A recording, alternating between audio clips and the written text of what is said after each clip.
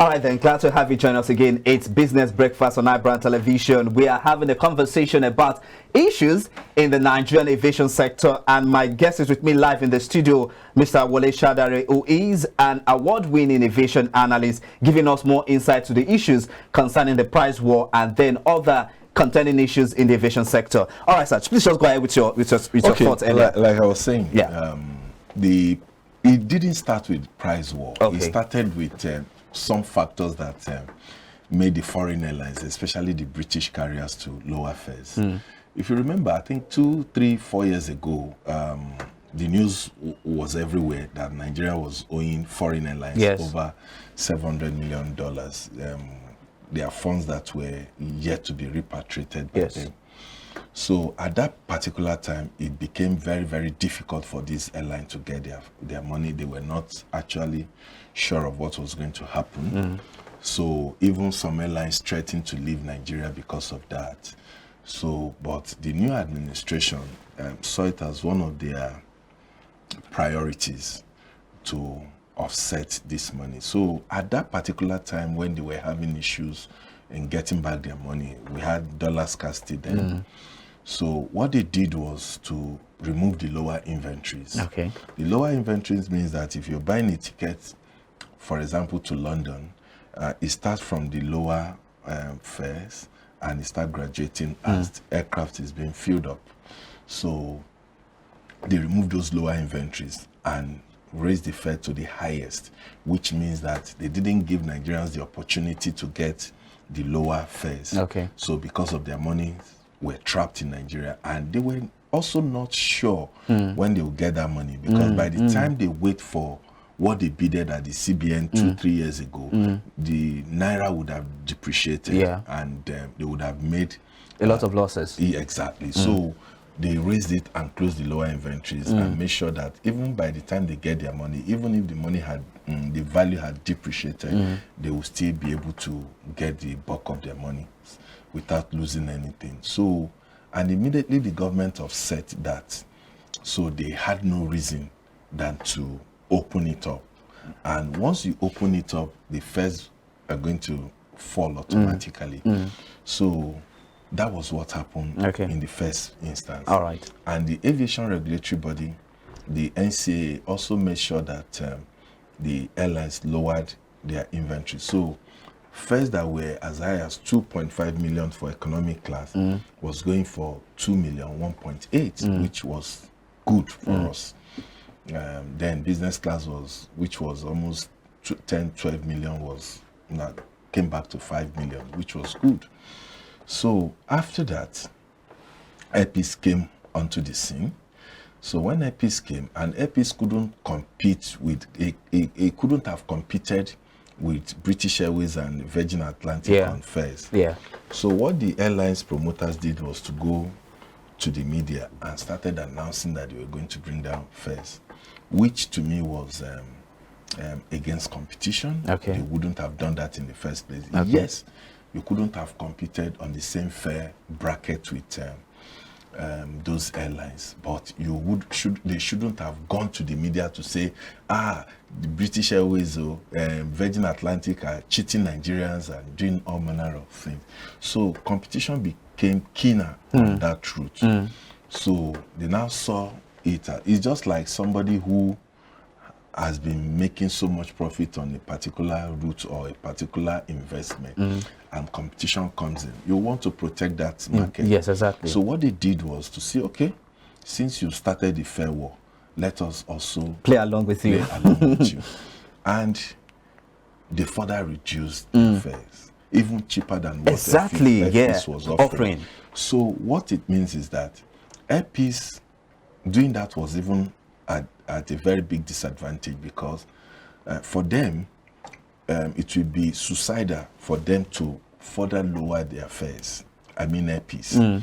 Because Airpeace does not have the quantum of money these airlines have. Yes, they can sustain losses on this route and make gains with other routes.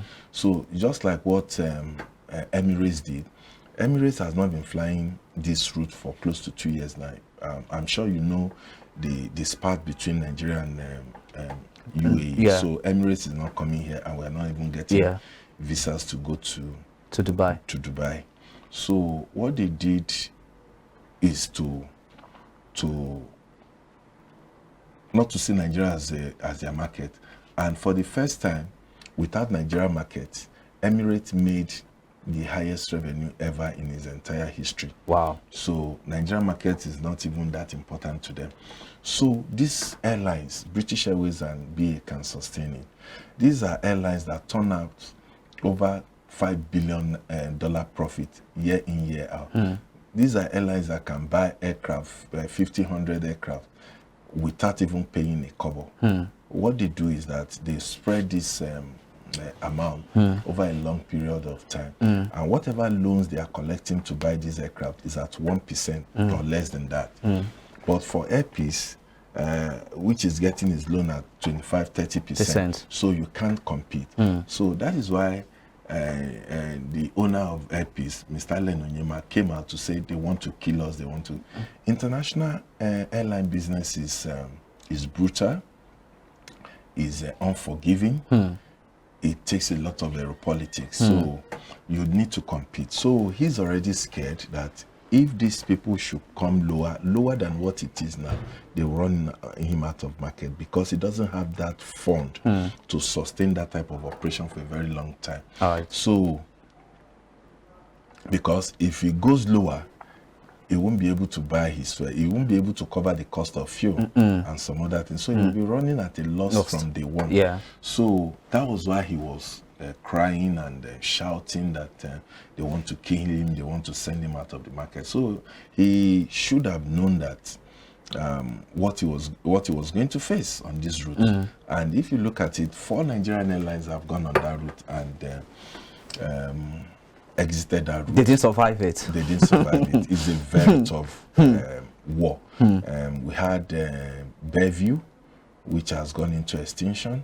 We had Virgin Nigeria, which has also gone into extinction. We had Arik. Arik is still operating, but it's not doing international operation. Then we had Medview, which has also suspended its operation. So you can see how difficult it is to begin to compete with these airlines, except you have that deep pocket to match them naira for naira, dollar for dollar, pounds for pounds. So, all right then. Thank you so much for that insight that you're giving us. But then again, I still have this question to ask now. For those foreign airlines now, do you think that they, okay, now since the central bank has cleared out all their foreign exchange backlog, do you think that these foreign airlines will still have to maintain these low airfares for the longest time? No, they won't do that, because what they are trying to do is to send a peace packing. By the time they send a peace packing, there won't be competition, and they will.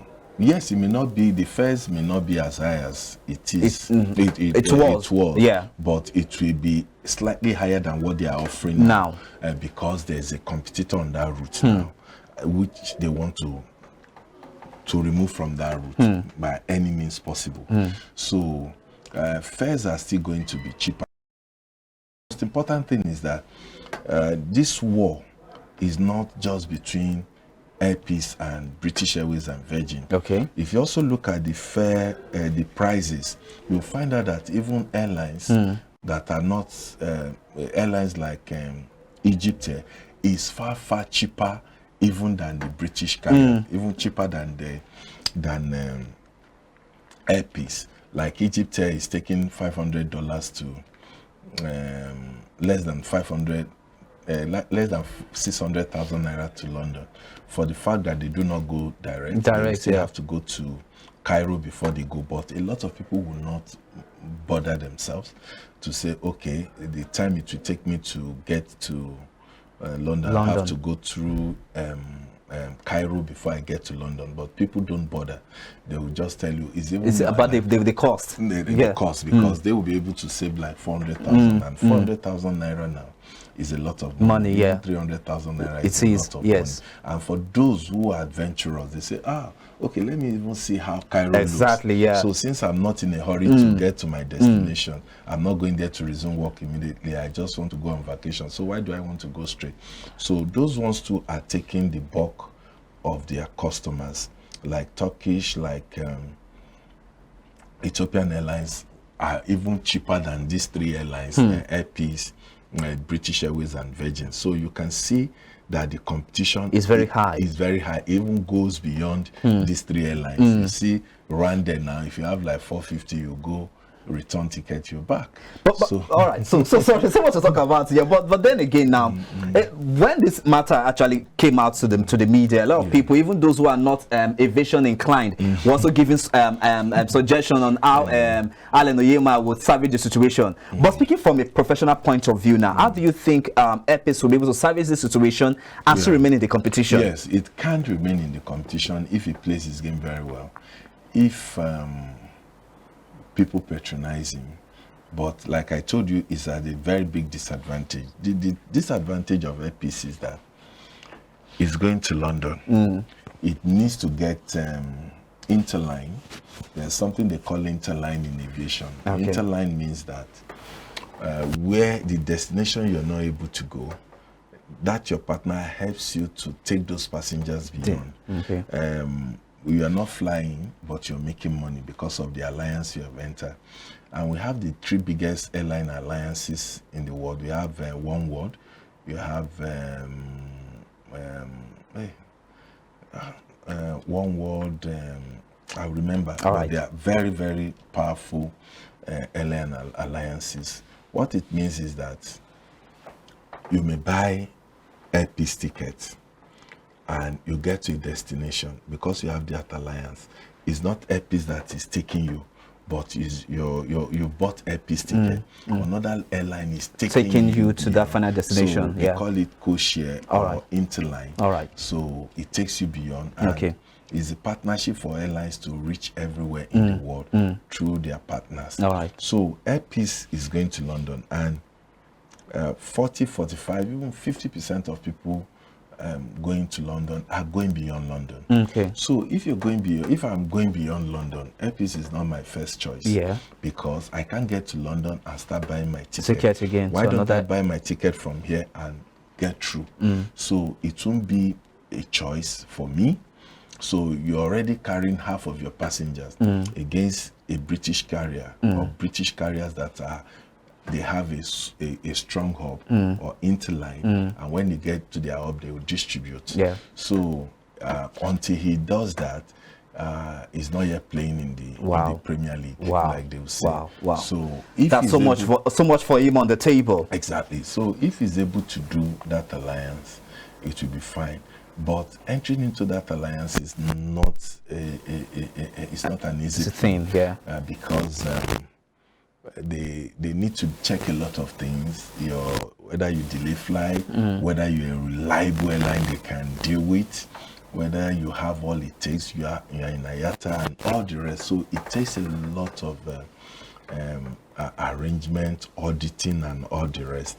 So, and if we have a lot of things that people have accused Airpeace for domestically, Airpeace is not a bad airline, but there are certain things they need to work on to make them an international, super international airline. But do you think that the federal government has a role to play in all of this? Yes. And for the first time, the federal government I haven't seen the type of support given to Airpeace on this London route. I haven't seen any government do that to any airline in the last 20-25 years that I've been in this industry. So I think the government should be commended for what they did. Because even the Minister of Aviation, Mr. Festus Keyamo, was deeply involved in Airpeace going to London. What they wanted initially was Heathrow. Heathrow is the premier airport, is the airport for big boys, but like I always tell people, London is London, whether Gatwick, Stansted, Heathrow or any other, is London. But because of the bragging rights, people want to go to Heathrow. Heathrow is the main. But Heathrow is congested, and the payment for slot is so high. It could be up to $300 million, and I don't think Airpeace has that money to play with. Because $300 million is quite a lot. Is like, it can change the entirety of your operation. All right, now let's bring it home now. So from the reports we saw today on our news bulletin, we find that even the domestic airlines have also slashed their fares as well.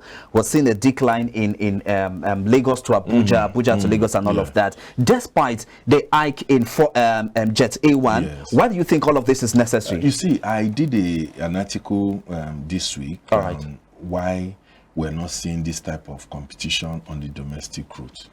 Yes, because for the domestic route, you have virtually all the airlines, about 8 or 9 of them, running Lagos-Abuja route, or Abuja-Lagos route, or Abuja-Port Harcourt, or Lagos-Port Harcourt. Yeah. These are the triangle. Yeah. So we're not seeing that, in the sense that I was expecting that what is playing out in the international scene with these aeropolitics, with Air Peace, British Airways, and Virgin, we will be seen in the domestic scene, but we're not seeing that, which means that the airlines are colluding when it comes to pricing, because you can't tell me that everyone will be taking almost the same fare, charging the same fare. So if we have 9 competitors on that route, that fare shouldn't be less than 50, 60,000, but now 100,000, 150, and 160, depending on the time. So we are not really seeing that fight at the domestic scene, which is quite unfortunate, which is annoying, to say the least. So what it means, it shows you that the airline operators are colluding. But one thing is what they fail to realize is this: the Oyinbo bus drivers, the Jibowu bus driver, the Maza bus drivers are taking their passengers away from them. And it depends on the type of equipment they are using.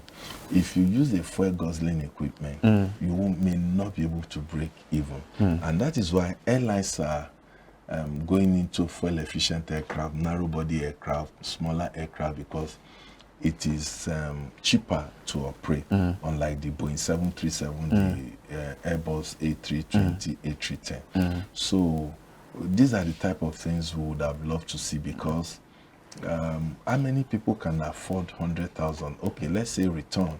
If you want to go to Abuja, for instance, you will have to have almost 350,000 naira, because the return ticket could be as high as 250. You stay in the hotel, the logistics, you want to go from the airport to where you have your conferences or your hotel, it costs you. So you'll be spending money. But for people who don't have the money, they will sit back and say, if I spend 50,000 naira to get to my destination, it's fine. The only thing is that when I get there, I take Panadol, body reliever, medicine, just to ease up the pain. Those are the ones taking you can charge 50,000, then your aircraft will be full, or 60 or 70 aircraft will be full. But where you charge, the economic situation has made it very, very difficult for people to fly. Whereas in Europe and other places, with £20 or $20, you can fly. If you buy your ticket in time, what they are concentrating is the volume. Once you have volume, aviation is a business of volume. So that is why no Nigeria airline will ever be profitable, and they have never been profitable with this type of operations they are doing. We need to wrap up now. Time is really not our friend now, and so much to talk about now. But before we wrap up now, let's do this in less than 60 seconds now. Let's talk about the ICAO certification. It's quite unfortunate that Nigeria is not among the highly rated, Nigerian airports rather, are not among the highly rated airports within the African continent. Why is that so? It is obvious, because we are not really funding aviation. The country's aviation makes a lot of money, running into several billions of dollars, but instead of plowing this thing back to aviation, we take it to the central post, the government central post. That's the National Treasury. The National Treasury. And we are seeing aviation as money making. Aviation shouldn't be for profit. It should be for cost recovery. So what you do with cost recovery is that whatever you make in aviation is plowed back, like they do in other parts of the world. So not take it back to the National Treasury. And that is why you're seeing many of our airports that are dilapidated, the cooling systems are not working, the toilets are in terrible shape, we don't, when you even get to the airport, it doesn't feel like you're in an airport. Unlike when you go to Cape Town, you go to Joburg, you go to even Frankfurt, you don't even want to fly. You just want to enjoy the airport. The ambience, so beautiful. You see people, how people walk. In fact, you can spend hours in the shopping to do your shopping. These what do they call it now? The mall? On duty-free shops. All right. You see them, everything there. By the time you spend 3 hours, it will look like because you have a lot of things to do. And our airports do not have Wi-Fi. And the minister is working towards that seriously to ensure that all these things are done.